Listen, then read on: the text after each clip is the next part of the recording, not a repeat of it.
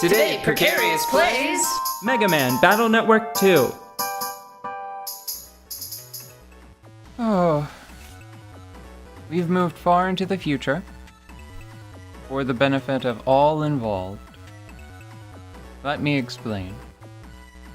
I was going to dedicate about 45 minutes to playing on my own to try to speed things along because we've been stuck on that sort of vague ISIS plaguing the internet quest for a while, right? Right. I wound up playing for nearly 3 times as long to make significant headway with maps of the internet and a walkthrough and sneak run. It really was just hours of me running from, like, there was one particular part where I had to go from Netopia 2 to Undernet 3. Like, I wandered around for a bit, breaking ice, freeing random people, and then I got frustrated, so I looked up the specific person I was supposed to help, and then they told me to go talk to their brother. Down the way, you take a left at Go-Mart, and you just go to the end of the road. And then You call out Thomas. He'll lean out the window. He'll drop down the goods. That's this guy here. This is Thomas. Yeah, and the ultimate goal was to rescue that guy, find his brother, talk to him again. It was a lot of backtracking.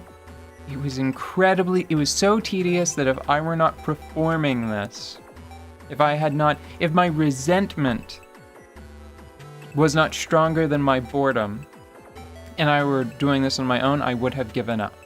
You would have put down this game? Yes, like actively, not in the, I'm not up for this right now, I'll come back to it later, and then you just never come back to it. I would have said, no, stop. You stop this. No more. Yeah. Never again will we wander through the internet in this way. So this is what I've been looking for. Ingredient for a cure that can break blue ice. Because it's like, you needed multiple levels of ice-breaking technology, and this last one is broken up into 3 parts. To try to make a blue cure. Yeah. I just have the first of 3. Because of the walkthrough, though, I know that the last one is the boss. Okay. It's also worth pointing out that Chad gave me an email. So Chad here, midterm investigation report. There appears to be a gospel navvy in Undernet 3. However, due to mysterious ice, I couldn't reach him. In searching for another route to the Undernet, I discovered an entrance from Koto Square. It's pretty cool of me to find that. However, a special key is required to access that route. Can't be that special if I can't find it. Oh, it's a mommy's special boy. That's all. That's all I have to report at this stage. I'll continue the special. Yeah, that's the most important thing. I will continue the investigation. Coolly. All of this is to say that this is a guided tour of this game that I am taking you on, and you're welcome. Thank you for skipping. Thank me for my service. Hey, great to see you again. Fuck you. You're like, is it great? Well, I'll go there in a second so I can show you the most ridiculous thing I think I had to do, which is only fun and funny now that I'm describing it in hindsight, you know? It was miserable. It was a miserable slog while I was doing it. You're looking for a key for where? This person is a key maker. So,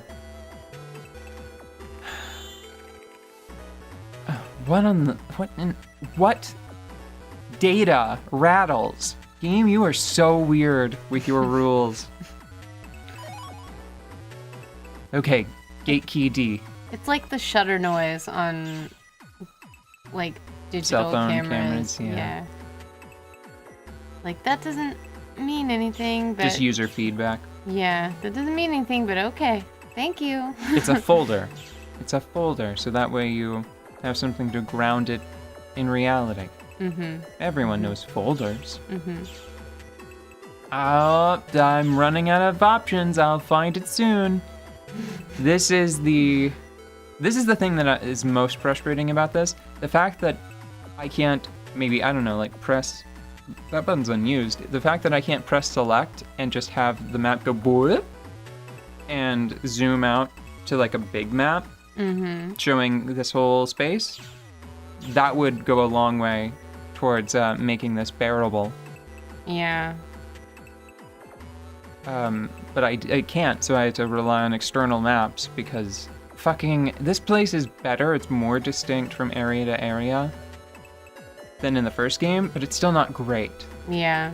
It's still not fun to memorize this. Anyway, this is the thing that really helped in the end. This little hub here, which is really close to where you can jack in from Land's PC. This fucking gate. To open this gate, I had to fly back to Neo-Europe. Newtopia. I had to go fly Land's ass. You had to get on a plane and travel through physical space. In real fake life. In real fake life. In fake real life.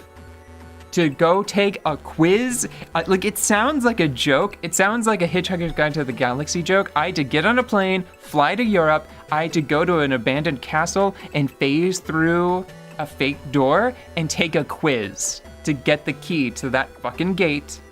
This one I already had and I just didn't notice. This one I think leads to just the square, which is awkward because the square is so close. But that one leads to there. And then this one leads to Yumland Square. So I now have access to all of the squares. And that helped a little bit, but the fact that I only got it like halfway through instead of right at the beginning is poopy garbage butts. And now I have the fourth one. Like, I don't even know what to say about that. Like, all I want is the person who reads the Terry Pratchett books on Audible to, like, retell the story for us. Because it's that ridiculous. In that sort of very calm, matter-of-fact British way. Where what you say, the words that you use are in contrast with the tone.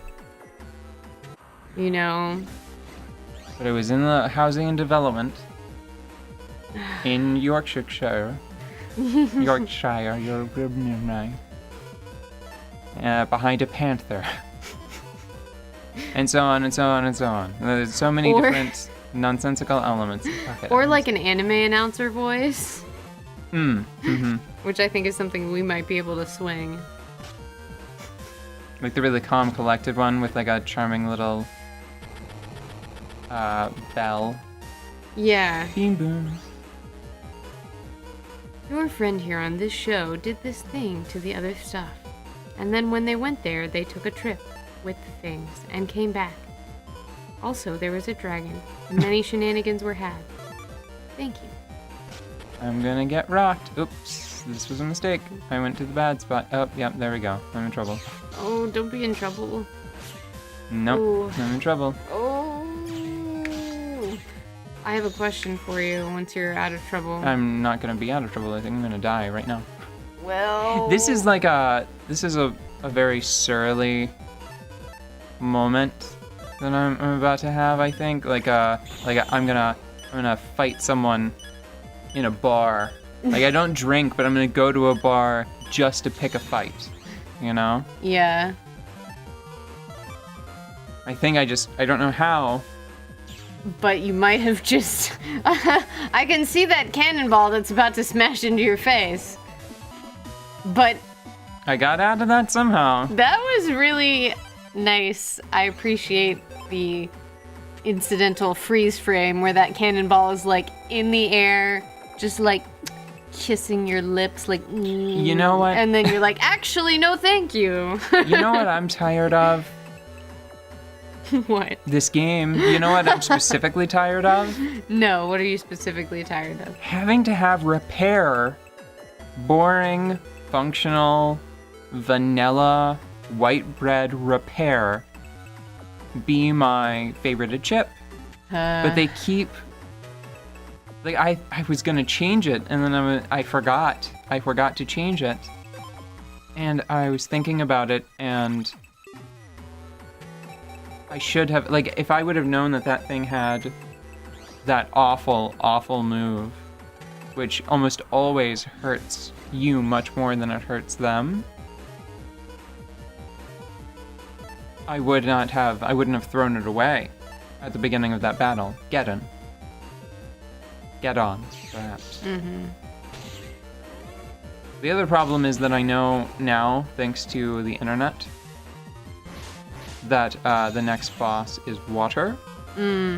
So the cool new form that I got, I had to abandon it temporarily because it's water and he'll deal double damage to me, so I'm going to wind up using this one anyway. Aw. And a lot of the enemies that I was battling against, they were water anyway. Oh, like what I wish that I could just have Oozablam. What did panel grab. I wish I could have panel grab as my favorited chip because it works quite nicely with all my swords. Yeah. Lets you get right up in there. Go. But I think we're back on track. We're in a new space, and I've got some thoughts on why it was so bad. I'm gonna talk about them the next time we play this. Okay. In the year 2033. Future year 2033. Captain's log. We're lost in the undernet for the 10th consecutive year. I'll never see my children's faces again.